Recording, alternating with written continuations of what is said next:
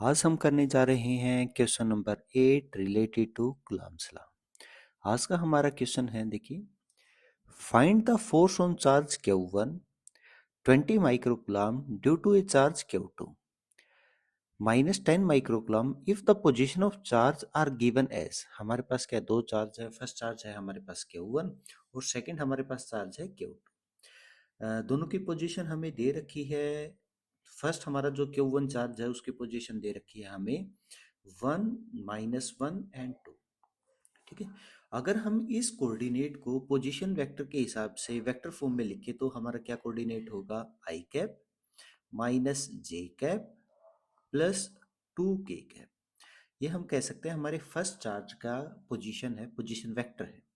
इसी प्रकार से अगर हम सेकंड चार्ज की बात करें तो सेकंड चार्ज की हमारी जो पोजीशन है वो दे रखी है minus I cap plus J cap plus के कैप, क्योंकि उसका कोऑर्डिनेट कितना दे रखा है हमें, -1 1 एंड 1। ठीक है, तो हमने इसको क्या किया, वेक्टर फॉर्म के अंदर दोनों पोजीशन को वेक्टर फॉर्म के अंदर कन्वर्ट कर लिया। तो हमारे पास क्या है, देखिए क्या कह रखा है, 3 डायमेंशन है। यहाँ पे मान लेते हैं हमारे पास क्या है, पी पॉइंट है। यहाँ पे हमारा कौन सा पॉइंट दे रखा है, क्यू पॉइंट है। पी के ऊपर चार्ज कितना है हमारे पास, Q1। क्यू के ऊपर चार्ज है हमारे पास Q2। हमें फाइंड आउट करना है Q1 के ऊपर चार्ज, Q1 के ऊपर total force due to charge second. तो अगर हमें ये सम देखना है तो ये हमारा क्या है, असल में कूलम्ब्स लॉ का वेक्टर फॉर्म है। तो कूलम्ब्स लॉ को अगर वेक्टर फॉर्म में हमें देखना है तो क्या था हमारा 1 2। ये मान लेते हैं हमारा फर्स्ट चार्ज है, ये सेकंड चार्ज है।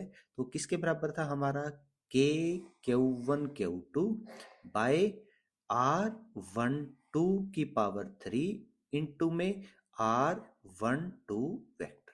ठीक है, तो हम क्या कर सकते हैं, इस तरीके से इसको लिख सकते हैं। तो सबसे पहले हमें क्या फाइंड आउट करना पड़ेगा, R12 वेक्टर फाइंड आउट करना पड़ेगा। ठीक है, मतलब दोनों चार्ज के बीच में हमें डिस्टेंस फाइंड आउट करनी है। पहले वेक्टर फॉर्म में देख लेते हैं। तो वेक्टर फॉर्म में किसके बराबर होगा हमारा, R1 vector minus R2 vector. R1 का मतलब फर्स्ट जो हमारा क्या है, R1 हमने मान लिया जो हमारा क्या है, चार्ज फर्स्ट है। ठीक है, तो ये हमने कह दिया R1 की पोजीशन है। और हमारी R2 की पोजीशन कितनी होगी, अगर हमें ये लिखना है, ये चार्ज Q2 की पोजीशन हमने कितनी मान ली, R2 वेक्टर। ठीक है, तो दोनों के बीच में अगर हमने क्या है, फाइंड आउट करनी है, डिस्टेंस फाइंड आउट करनी है, तो क्या करेंगे हम, चार्ज हमारा क्या है, Q2 फोर्स लगाएगा किसके ऊपर, Q1 के ऊपर। तो यहाँ पे फोर्स हम फाइंड आउट करेंगे F12, मतलब 1 के ऊपर सेकंड के कारण फोर्स कितना लगेगा। तो डिस्टेंस कैसे फाइंड आउट करेंगे, सबसे पहले ये मान लिया हमारे पास R1 वेक्टर है। तो यहाँ पे हमारी जो ये पोजीशन है वो कितनी मान ली हमने, R2 वेक्टर है। तो फाइंड आउट करेंगे डिस्टेंस फ्रॉम R2 से लगा के हम कहाँ तक देखेंगे, मतलब जो हमारी R2 की पोजीशन वेक्टर से लगा के R1 तक की डिस्टेंस फाइंड आउट करनी है। तो फाइनल पोजीशन कितनी होगी हमारी, R1। तो R1 वेक्टर फॉर्म में लिखा हुआ हमें I cap minus J cap plus 2k cap minus R2 की हमारी पोजीशन कितनी है, minus I cap plus J cap plus k cap.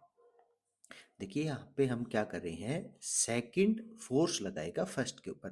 तो हम देख रहे हैं डिस्टेंस, मतलब कहाँ से आ रही है, असल में डिस्टेंस कहाँ से हो रही है, सेकंड टू फर्स्ट। तो सेकंड से लगा के अगर हम फर्स्ट तक जाएंगे तो सेकंड से लगा के हम जा रहे हैं फर्स्ट तक। तो हमारी फाइनल पोजीशन कितनी होगी, फर्स्ट। इनिशियल पोजीशन कितनी होगी, सेकंड। तो हमने इसीलिए क्या किया, सेकंड से लगा के फर्स्ट तक की डिस्टेंस निकाल ली। तो क्या किया हमने, फाइनल कोऑर्डिनेट माइनस में फाइनल का पोजीशन वेक्टर माइनस में इनिशियल का पोजीशन वेक्टर। तो यहाँ से हम क्या करते हैं, इसको सिंप्लीफाई कर लेते हैं। तो सिंप्लीफाई करने के बाद हमारे जो पोजीशन वेक्टर बच गया है R12 वेक्टर, वो किसके बराबर बच गया, 2i cap minus 2j cap plus k cap. ठीक है, तो अगर हमें इसका मैग्नीट्यूड निकालना है तो क्या होगा, R12 वेक्टर का मैग्नीट्यूड, और वो किसके बराबर होगा, किसके बराबर होता है, x का स्क्वायर प्लस y का स्क्वायर प्लस z का स्क्वायर। यहाँ पे x की वैल्यू कितनी है हमारे पास 2 है, y की वैल्यू कितनी है 2 है, z की वैल्यू सॉरी y की वैल्यू है -2, z की वैल्यू कितनी है 1। तो वैल्यू पुट की तो हमारा कितना आ गया, 2 square 4, 2 square 4 -2 square 4, plus 1 square 1, तो कितना बच गया हमारे पास? सिंप्लीफाई करने के बाद ये कितना बच गया? 4 + 4 8 +1 9, और 9 हमारा रूट क्या है? 3 बच गया। तो अब हमें फाइंड आउट करना है F12 वेक्टर। तो किसके बराबर होगा? के की वैल्यू कितनी होती है? 9 इंटू 10⁻⁹ फर्स्ट चार्ज है हमारे पास Q1 की वैल्यू दे रखी है 20 माइक्रोकुलम। तो माइक्रो को कन्वर्ट करेंगे, कितना हो गया? 20 इंटू 10⁻⁻�6। और दूसरा चार्ज हमारे पास कितना था? -10 माइक्रोकुलम। हम उसको लिख सकते हैं -10 इंटू 10⁻⁻6 कुलम। तो इंटू में 20 इंटू 10⁻⁻6 इंटू 10 इंटू 10⁻⁻6, ठीक है, माइनस, डिवाइडेड में क्या था हमारा?